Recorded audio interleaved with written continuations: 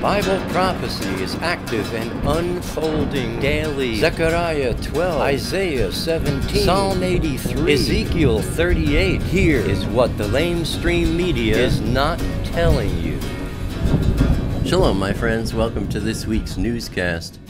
As I've stated in previous newscasts, my friends, Congress and successive administrations have passed the buck on deciding when and how to move the American embassy in Israel from Tel Aviv to Jerusalem. 2 times per year, every year for the past 20 years. From the Washington Post, President Donald Trump is actively considering paving the way for establishing the State of Israel. From the Wall Street Journal, the Trump administration is considering a plan to formally recognize Jerusalem as the capital of Israel and to move the U.S. Embassy there in the future.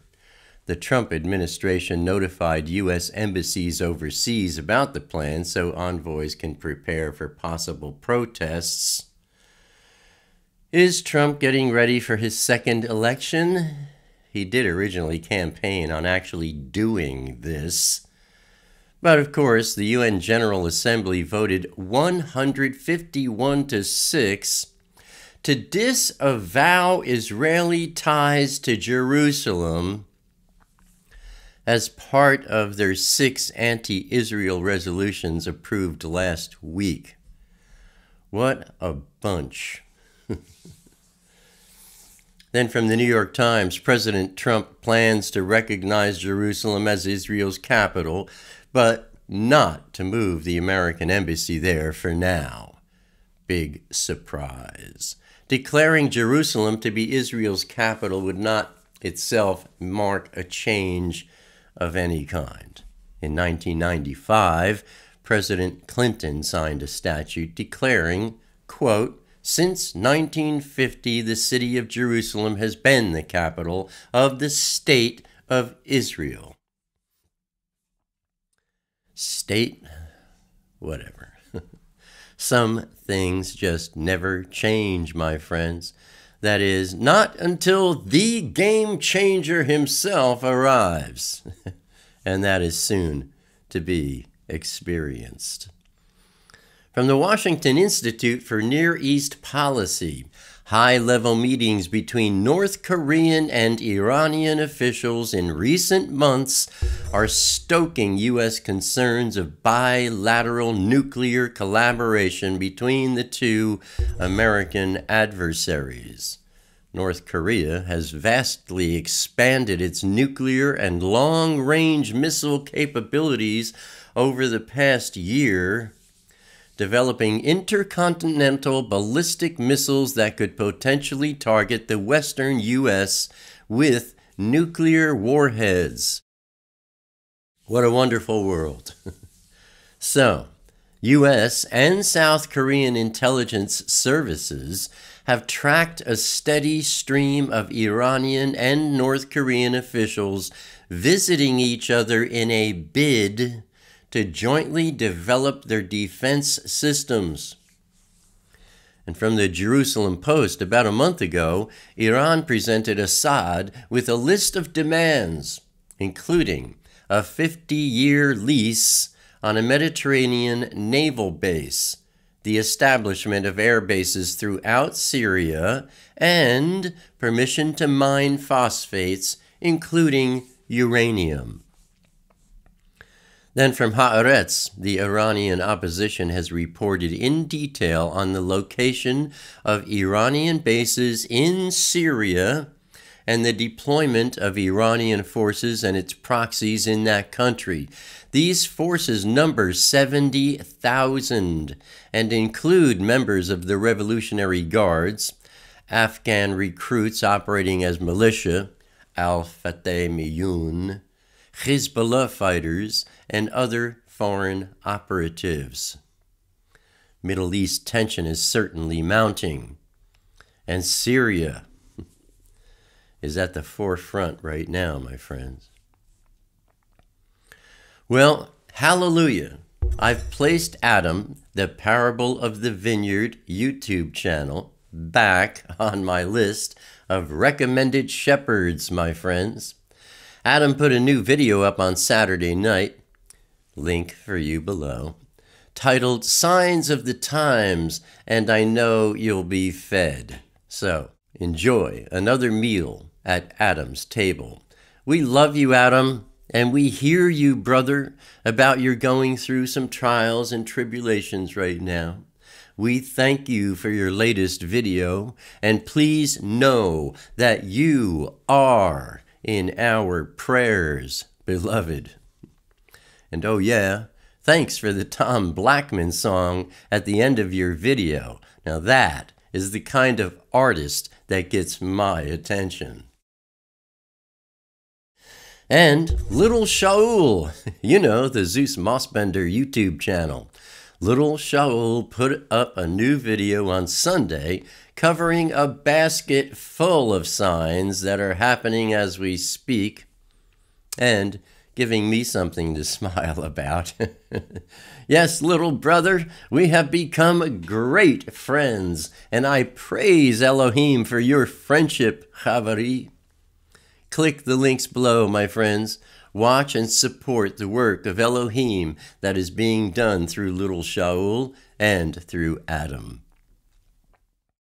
Turning to wars and rumors of wars, on Thursday, November 30th, from Ynet News, the Palestinian Islamic Jihad fired 10 to 12 mortar shells at an IDF outpost north of Gaza. In response, IDF tanks and fighter jets attacked 4 Hamas lookout positions and 2 Islamic Jihad military posts. The IDF said Islamic Jihad sought to exact revenge for the destruction of their border crossing tunnel in October. Then on Friday, December 1st, from Haaretz, Israeli planes struck an Iranian military base near Al-Kiswa, 13 kilometers south of Damascus, overnight. Earlier this month, it was reported that Iran has built a permanent military base in Syria near Al-Kiswa, and Israel is on it, my friends. Then on Saturday, December 2nd, from RT News, aircraft from the Israeli Defense Forces launched a number of missiles at a strategic target close to the Syrian capital, Damascus. Several missiles were reportedly fired toward a target in the countryside south of Damascus, with some intercepted by the Syrian air defense and others hitting their intended targets. And now turning to our Intifada update on Thursday, November 30th.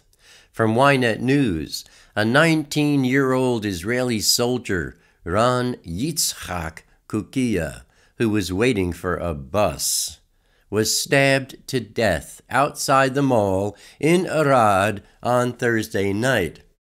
An eyewitness said someone came up to the soldier from behind and stabbed him.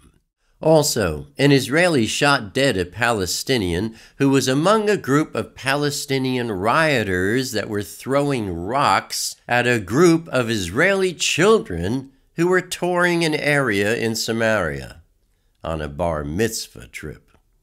Quote, "We were in a life-threatening situation and we were trying to protect the children," said one of the children's fathers who shot the Palestinian.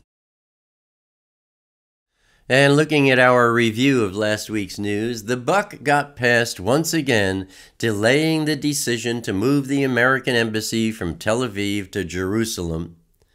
High-level meetings between North Korean and Iranian officials in recent months are stoking U.S. concerns of bilateral nuclear collaboration between the two American adversaries.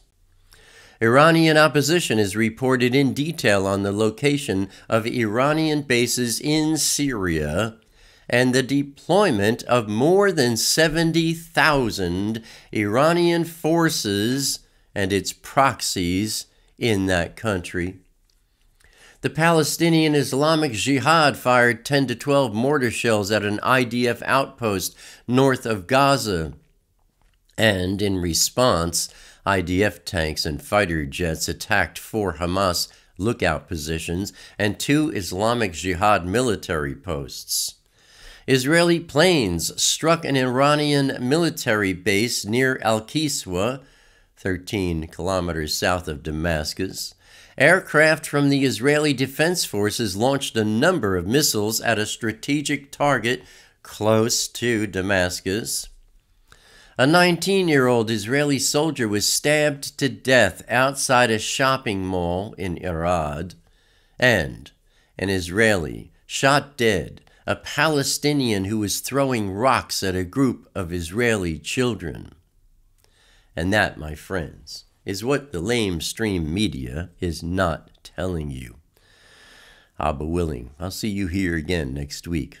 Until then, keep your wicks trimmed and keep your lamps burning bright. Shalom.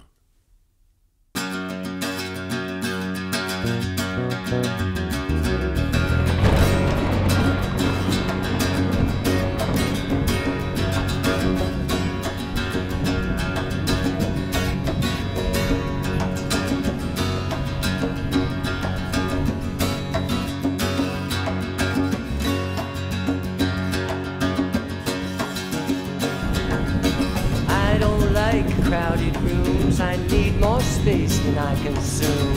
Enough is time alone with you, underneath a naked moon, sharing confidential moods and making chatter. Mockingbird nocturnal sings notations of eternal things, entering the quantum breeze, flying not for want of wings. He lights his gaze on you and me, simply because we matter.